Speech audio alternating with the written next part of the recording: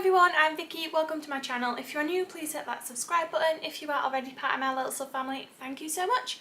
So today's video is the books I've read in 2023. I've got quite a few here that I've managed to read throughout this year that I haven't really spoke about or shown you in videos, so I just want to get them out of the way before we start a brand new year. I did manage to read 3 Christmas books within December, which I'm very proud about because obviously everyone knows how busy December is, and we were a week into December before I started picking up some Christmas books to read. So yeah, I'm quite proud of myself. But I just really enjoyed that sort of genre. For something a little bit different, I will show you though books that I haven't managed to complete, like books that I've picked up, wanted to get stuck into, but they have just not been for me. The first one that I want to talk about is Christmas at the Little Clock House on the Green, and this is by Eve Devon. Even the title is a mouthful, so I just couldn't get into it. Like, as soon as I opened it, there were like 1,000,001 characters already just being like rah in my face, and so much just, ugh, I hate these books where there's just so much description about nothing. So I read the first chapter, and it just wasn't for me. It was just too busy, and like everyone's busy in December, and I didn't need that in here. I needed something nice and just easy and simple to follow, and this was just too much like rah, and yeah. Maybe other people really enjoy that, and maybe I'm interpreting it the wrong way, but at the moment in time when I picked it up and I tried to read it, there was just far too much going on, and I was just a bit like, yeah, this is not calm and relaxing for me. So I just couldn't bring myself to read it, and I don't even want to try in like maybe next year, whatever. I don't even want to try. It's just too busy. There's just far too much going on, and like I say, the title itself, Christmas at the Little Clock House on the Green, is so busy. It's so long. Yeah, maybe I should give it a go and stop being so harsh on it, like don't judge a book by its cover, blah blah. But yeah, not for me. The second book that I just couldn't get into is The Dressmaker. Picked it up from a charity shop. This is by Elizabeth Birkland Oberbeck. I hope I have pronounced that correctly. So I took it on holiday with me. I thought, oh, I've got loads of time, I can get into it. It does have French words. It's about a French wedding dress designer. I don't know, it was just a bit too slow. So the other one, the first book I showed you, was just like too much rah, and then this one at that moment in time was just like too slow. Because I had like time on my hands and I was on holiday and I could relax, like I needed something a bit more fast paced, and this one was just far too slow. And yeah, it just didn't hook me or captivate me or yeah, I didn't want to read anymore. It was just too slow, and so unfortunately this is going into the unfinished pile. And then the very last book within 2023 that I just couldn't get myself interested in, I've taken the front cover off, is Prince Harry's Spare. So I did get this as a Christmas or birthday present. I'll have to look back at my videos, and I was really looking forward to reading it, finding out what all the hype was about, and obviously I've heard things, I've read little bits, and I just couldn't really get out of my head while I was reading it like a whiny sort of voice. Just seems very whiny to me. Like, he's had a very privileged upbringing, and I know that it's not his choice to be within the establishment, it's something you're born into, but I kind of got the feelings of like bitterness of the fact that that's how his life was, and I couldn't bring myself to read it without any judgment.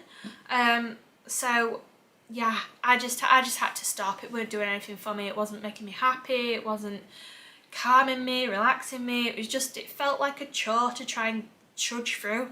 I think I got to the point when he was at high school, so I didn't get very far through the book and I just gave up. Like, I've read the part where he loses his virginity, and obviously like the media made it out to be like a massive scandal, and in the book it's neither here or there. Like, yeah, so not for me. I'm not going to donate this to the charity shop just yet. I will see if Dan wants to read it, because I know he did want to, but I can't get through it. It's not interesting enough for me. It's too slow, and like I say, I just have it in my mind of like this whining little boy, woe is me, and yeah, I can't switch off from that. So that's why I didn't finish the book. Now let's move on to some books that I did manage to complete. I'm starting with the Christmas ones, which are the most recent.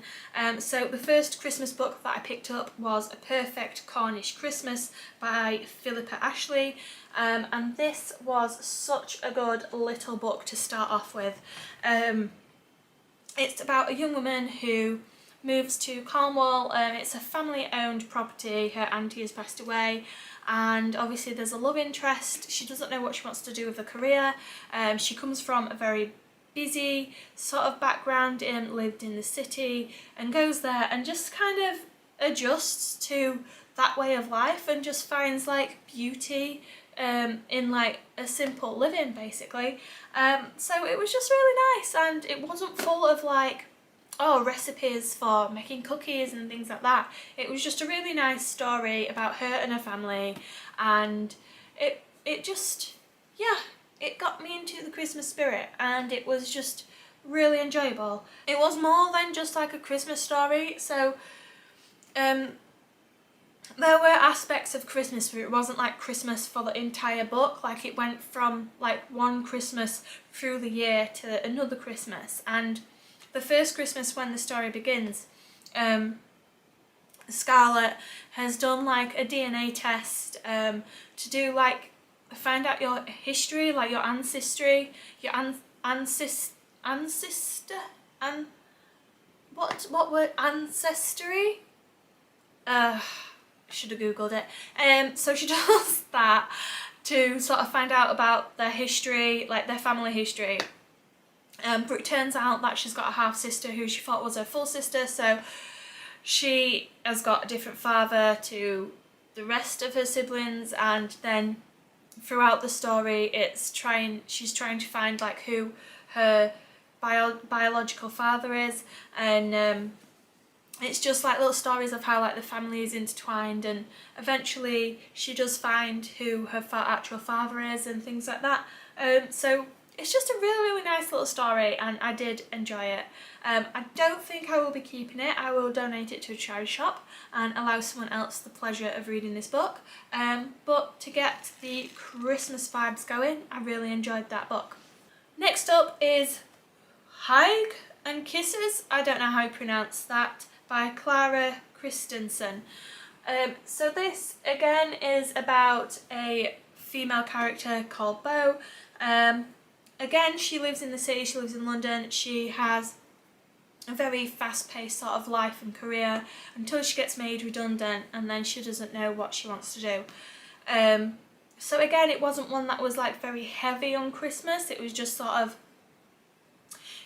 came round to Christmas.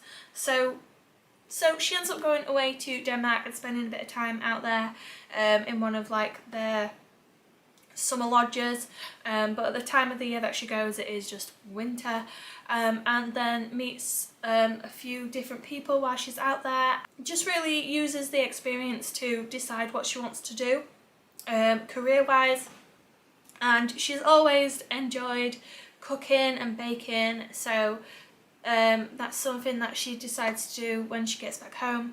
And leaving and going away was to get over an ex-boyfriend as well. So yeah, it was just like cozy vibes, and I was well into it. And the last book that I read in December is The Christmas Stocking and Other Stories by Katie Ford. I've still got my bookmark on this one because it's one that I really enjoyed, and I think I'm going to keep it to enjoy it another year. So it's just short stories, and I don't usually enjoy short stories, but the stories that were covered within this book just really remind me of the cheesy Christmas films that like Channel 5 play throughout December, like every weekend, like where it's like a romance sort of quite Christmassy film. And there are about 6 short stories in here, so they have no breaks in between. Once you start reading one of the stories, you are all the way through, and I just really enjoyed it. Like I am all for that sort of vibe throughout December. Like those proper cheesy Christmas films, I love them. Dan can't stand them, he won't watch them with me, but that is what I feel like I get in this book. All that I love in just this one book. So one of the stories, like as it says on the title, The Christmas Stocking, so that was about a trader, and a customer came to a stall and he ended up buying her entire lot of like handmade goods. He just bought the lot, and then he asked her if she would fit them into a van and take them to his house, because he'd pulled up on a motorbike, there was no way that he could get everything home. So she does that, gets stranded. He says, don't worry, you can stay here until we manage to pull your car out of the ditch. He has a girlfriend, she's not come back home for Christmas. Gets given a stocking, and inside his stocking for Christmas, she's actually broken up with him. So all of the stuff that he has bought her or given to her throughout their time in their relationship is what she's filled his stocking with a note that says, this is the end of our relationship. But although him and the lady who was on the stall kept their relationship on a friendly basis throughout their time together, once he had received the stocking and knew that he was no longer in a relationship, they then moved into a romance. So again, just a really short story, really nice, and yeah, that's what you get in this book, like 6 short stories, and I just loved it. So next up is Claire McIntosh, The Donor. This is the quick reads version, so it's not very big, it's yeah, really thin. Not many pages, but I was having a bit of a reading slump, so I just needed something quick and easy for me to get into. The book is about a young girl who is given a heart, so she's gone for a heart transplant, and then she finds out who was the donor. Obviously the donor is deceased, so then she goes to the donor's mother. They start having a relationship, but then Karen, the donor's mother, is a little bit psycho, and then tries to abduct Meg. So that is like the quick version within this book. But yeah, it was exactly what I needed when I needed to get out of a reading slump. About a girl called Cleo. She lives in a really small village. She works as a chauffeur. There was a guy within her village called Johnny.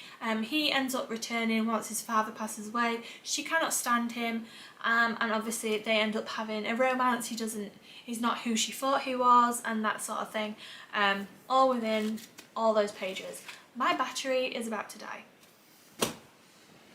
So next up is The Affair. Don't know how you pronounce the author's name to this. So this is exactly what it says on the front. It's about a lady who ends up having an affair. She meets the gentleman while she's over at a friend's house. She gets invited to like a posh dinner. She gets introduced to him there, and then she bumps into him a few more times afterwards until he eventually invites her out to his home. She's a writer, so she manages to get like her book deal where she will then visit a number of different countries to do a book release, and so she ends up going to his home, spending a bit of time with him there. His wife is also there, but she seems to be okay with the fact that he's in love with 2 women. So they end up having their affair, their romance, and then they go their separate ways. So yeah, it was okay, it was an easy read. The storyline to it isn't really something that I'm that bothered about, to be honest, but I did read it from front to back, and yeah, it was okay. It was alright. Next we have got Carol Matthews and Minor Indiscretion. This is one that my auntie gave me, so I did persevere and end up yeah, I did persevere with this book and read it all the way through. So again, it's about a woman who has an affair. So she ends up meeting this young guy while she's out on a dinner break in the park in London. He asks if he can draw her picture. She's like, yeah, do whatever. So he ends up drawing a really lovely picture of her and giving it to her as a gift, asking if they can meet up again. Obviously it's lost desire. She's a housewife, she's got 3 kids, a husband has lost his appreciation of her. They've just both got very busy lives, routines, not really taking much time out for one another. So then she hasn't actually done anything and he accuses her of having an affair. He kicks her out of the house, so then she has nowhere else to go, so she does go to the young lad's house. They end up getting together, and then it just is like a monologue of how the husband then regrets his decision. He really loves his wife, he really misses his wife, but he's really stubborn and won't say that to her. She wants to go home but feels like she can't go home, until eventually the main character, Ali, becomes ill and everything just sort of gets shifted and it has a nice happy ending. Like I said with the previous book, like affairs and those sort of storylines, I'm not really into them.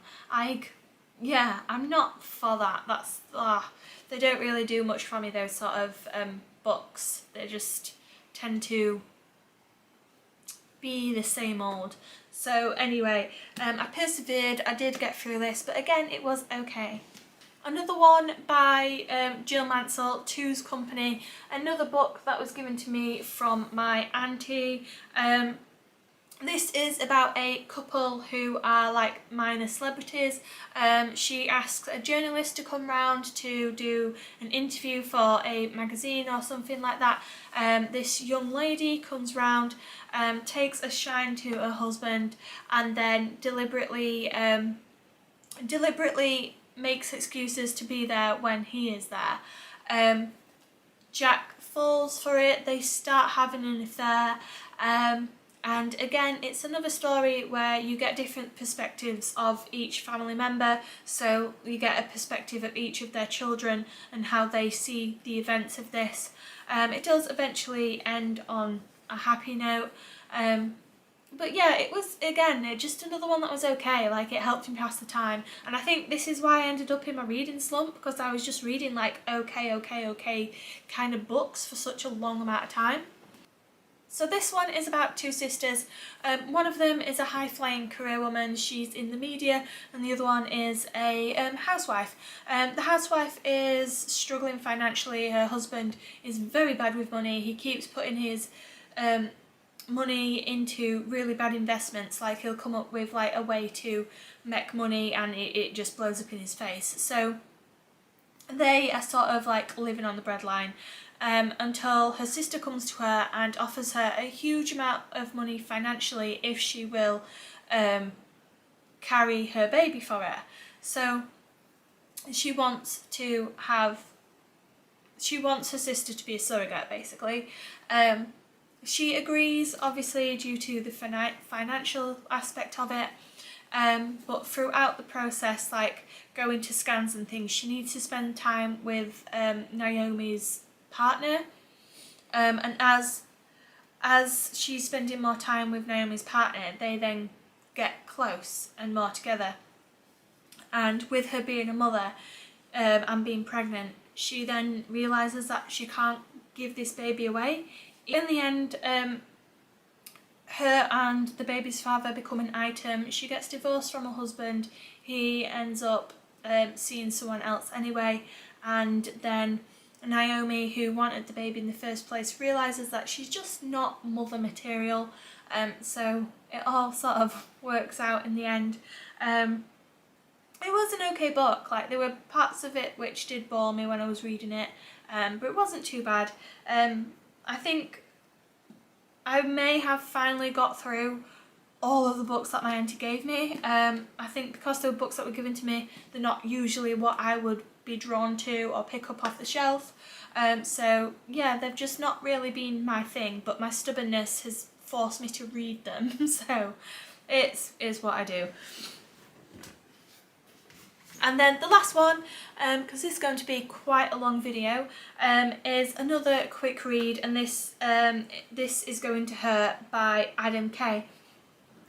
So I absolutely love this, and I may actually look out to get the full version of this book. It's about a junior doctor and his time in that role, and it just makes you think so much of everything that they do, and how difficult their job is. So it was a really, really nice read. It wasn't fictional, it was factual, and I just really enjoyed it. It was a breath of fresh air, something different. But yeah, I have thoroughly enjoyed reading my Christmas books throughout December. It's something I will continue to do. I love reading that genre in December when everything is Christmassy, and like I said at the beginning, I just wanted to get all of this out there, let you know what I've been reading this past year, and then we can move on to 2024 with some better books ahead. I'm currently going to start reading the Lunar Chronicles, which I've read before. I absolutely adore that story. It's more me, it's more what I go for. It's action packed, it's just like, oh, fantasy. I love it. So yeah, I'm looking forward to what I get through in 2024. If you watched this till the end, thank you very much. Don't forget to like, comment and subscribe. Hopefully see you again soon, but for now, goodbye.